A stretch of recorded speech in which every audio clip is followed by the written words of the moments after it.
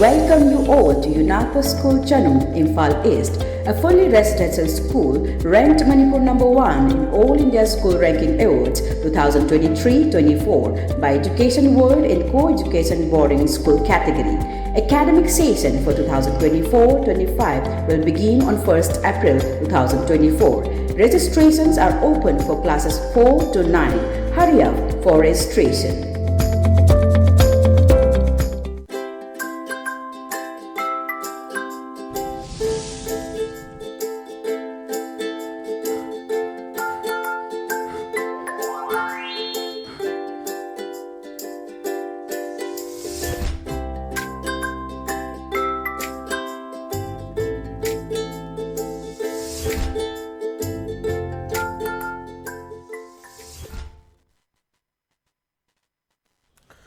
Good afternoon, ELITETV ki test of cartoon ma main tabru su amatara mutsari baro nga si infala pongo pause singi cartoon singda cartoonish na kari haini ni ba kari fono ni ba kari wakal khalang ni ba habdo miyam sononga thamjage aham de lokhasage Shanghai Express ki onthok pani da haiba cartoon sila onthok pani da haiba cartoon si yang bio yam na wan thok leiba noksun oning ba adum thok pa su ya ba poni adeda nupam accident thok pani adamai nupi sina pukhalak pani Apukalaga Masi ICU da like another Lang Gantare Gantarakudo doctor Tolaga Havini.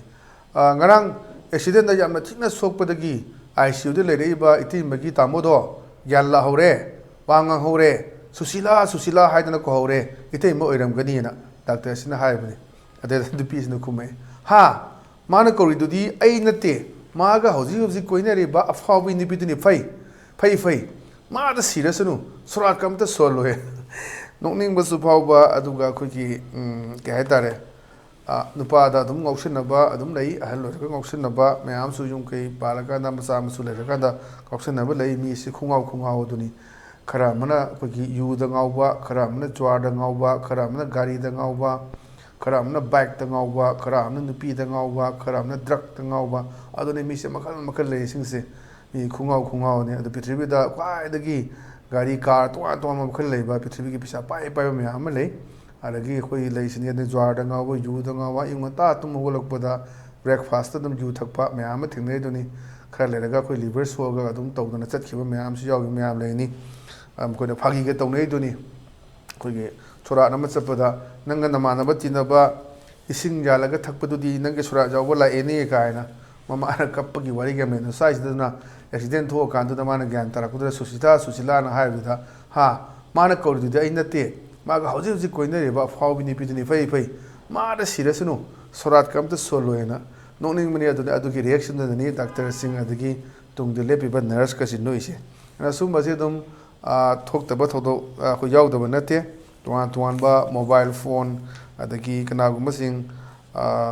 mobile Torga could lay it about mobile look tamum the key. Like it Ramatung that one Thomas Sati but Hangaba, Mayama Yaw the Vanete, at one Tormaming Tonba, mobile, Septo, the Mamingas, Adam Nupagi, Maminga Tonjanba, Mamana Bagaming Tunganba, Duga, Unatina, Paratanaba, Yam Yaw the Sunat and the Suma Mayam Sedum, Tingney, Haidanangasagi, Cartmusna BBS in the Yam Pazana, Mayam the Pauzelam Supiba, Adamayam Pazaba, Cartuni, Haidana Igi, Makati Hamzage, but the Lays Nakoi, Sanalebaki. Loiredana Havaduni, Loiredana Iba, Cartoons, and Jumate, Manausi Sanabani, Adamai Pishin Hide. Jumno Nabagi, San Mayam San the sea, Sabal Kazila di Paroidro, San Mayam Second Gold to the Adaman, Pascone, Tanaleba sensing say, Hanata took the Bayaruineana. I'm utterly beni, Gaitare, Quigi, Maris winning is a cartoon winning Jino the Gi, a Sambal Wang Malala Sangaiba. Kangbussing height the Marum, the Gitsang, but Kangbussing Sinaduna, his Sambal cousin the Yaroshini, at the minor past night. Tanally sensing say Hanatan to Okona Kazi Sineba, and a high sedum. Tantokani, Aduga Muchanga Kaniaduna, Hana Patana Tantorokanda, Patana cousin see, having a pony the one to annulate Badunazi. You know the reason my Amson say, Samal Kazila di Paroidrana, and a Sakas, the woman says and Pibani, where had you border fencing in Kanatonaba. Kilometer Chama, Kanabi El, Pide Haba, Hogi, Taralo, Giva, Itima, Kanamagi, Hogi Tender, Todi, Hoyman Sigma Mayama, who are Missana Supondo and Belegre, and the size of the Neduna. Has this here border fencing car get time for the Beleba, Aduni Matang Matanga do Kamaitong, and the Madamatunda. ILP gi lokhalkadagi haibagi wafam duni aduna si wahan tholaiba cartoon haiduna ai thamjage mathang da leisina koi pongnafam gi balo he haibaduni balo he sida koi ahal namaga moi mon ompang ni wari sanai se naha amaga wari sanabani adada naha sin hai taingo chingda lamai chak pudu adudi moigi popi thana bo eramela oiramale dana koi de chingda lamai chak pai se koi gi jangan je kokthokpani aduna lamai thaba adagi matam da chief minister na yauduna lamai thaba jing phaba punba tongna mayam yaugi duni aduna popi thana ba adagi akoi gi handak marak ukhul da su mayam ama akoi mayam sang ya thatpa yoham du leiduna aduna wari sanone taingo chingda lamai chak pudu adudi moigi popi thana bo oiramale da ana haibaduni ana spai gi haji popi lokpo loramne nongmai kapsilakpa adubu ngasi ngarang ngasidi nongmai kapagi ji pauda kya yaude ana swai da moina khajelami bedudi moina mai thari dudi khoi popi thanabagi jangal kokthokpo oiramale hadana adugi fazaba aju message ma piba cartoon ne thamjage mathang de leisina khoi holen paugi as loire habaduni as loire sidi yengbiyo khoi holen paugi cartoon sida misi am chang leba achauba aduga makhada leisin liliput ki mana wang lera kan da hairak buduni mayam gi pen da leibra na kemta tobunga moidaba mayam se mi macha ni leisin adum ana chaw na toro kan kemta hingcha ba yai thambadona haiba tare ko liliput ki wari leibuduni ana size da pen da bam te lejadre aduna wakat chadre na ana muoga ki halaga thammabnina macha mi achuk chaw ni toro de ko laga langasu ada langani na mate pi je power leba aduna power do paira kan da noi ke ki pen da kai leirige na ha kan da aki bo phawri no moisila kana pen da bam te lejadre aduna wakat chadre haina am fazaba adu wa thole ba cartoon ni masi represent tori basi ana yam fazaba du ni mi chawng ye kana te sina macha le sing se ana magi power do le ka da mi macha mana ko la du lang da ayo rani so fazaba cartoon ni na thamjage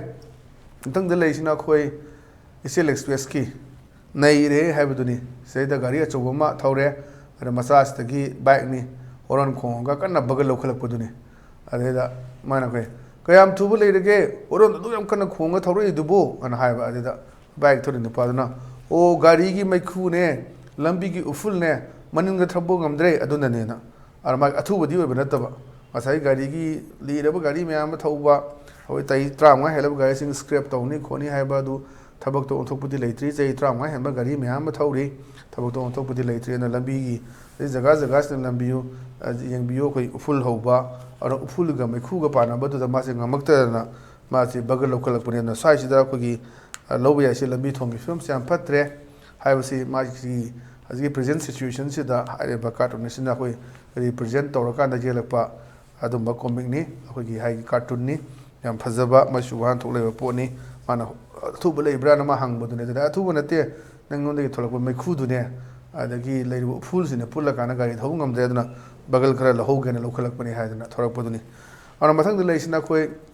nalo thudang gi hawa do leirang do haiduni hawa do leirang do sida yam athal lei mayang gi ne adida khoi sidagi changiba mantri MLA kangbu gi wari ni admane modi gi private secretary unadi fau yum halaroina modi unaba nataba modi ki private secretary na tunga tuan ba haji fauda Manipur issue sida modi na khara ngang mutun na ko election loigre ko state manga gi ngang mari gi lokthokre BJP na hom da dum ka re Chhattisgarh Rajasthan Madhya Pradesh aduga Congress na Telangana da tawre aduga haji akoi Mizoram gi pothi ba hokre Mizoram gi dum lei dunia ko MNF ka dum mizo MJM aduga moi punsine dum BJP gi ma Congress ka dudi kasula ayo da bayam regional gi yam lingba adum ba poni madoi poto lakadun na koi Manipur su MPP nan yenaba leitre na haigre adu makha taba case kari kra leigadum sab sab khangmam de aduna swai sidani ana maji unaba chapada koi ngamdaba regional party na handi koi joram thanga na haiduni sida koi bos mamla su modi ga phamina roi ka haina haiwa hekta ngamba adumba poni aduna swai sidani koi modi gi private secretary unidi fau jum halaroina modi unaba nataba amna koi gi phagi una su toba aduga arthas leiba adum cartoon ne thamjage mathang de leisina khoi people's chronicle gini motly monday na ani se khoi gi case leina ba ani ni akoi longna ba gi film ne ma aje ai sorry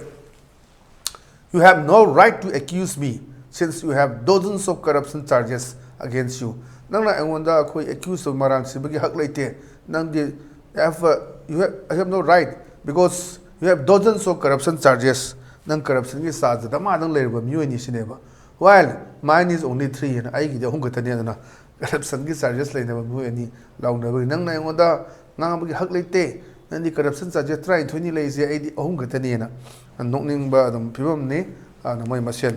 huram babu huram mana fara ba huram babu huram na fara huram na wayan ga da ba kaina leiba yam phajaba paulo piba pot leiba dunia duna the minor system da amaga allegation tawna ba adu ki film duni arong asi gi adum bali tv gi test so cartoon ni mahaw patanga so relation jare mek tabiri sing bo amukana kunam zabag lo na kaina be athing ni jari pine besi